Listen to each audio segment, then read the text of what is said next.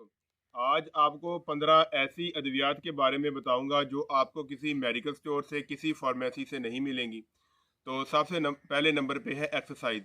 वर्जिश सबसे बेहतरीन जो दवाई है, फास्टिंग सबसे बेहतरीन दवाई है, कुदरती खुराक सबसे बेहतरीन दवाई है, हंसना मुस्कुराना सबसे बेहतरीन दवाई है, सब्जियां खाना सबसे बेहतरीन दवाई है, और अच्छी नींद सोना सबसे बेहतरीन दवाई है।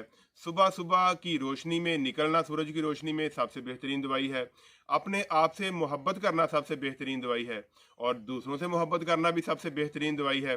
शुक्रगुजारी, ग्रेटिट्यूड सबसे बेहतरीन दवाई है। लोगों की बुरी बातों का गुस्सा ना करना बेहतरीन दवाई है। अच्छा सोचना, योगा करना बेहतरीन दवाई है। अच्छा म्यारी और कम खाना बेहतरीन दवाई है।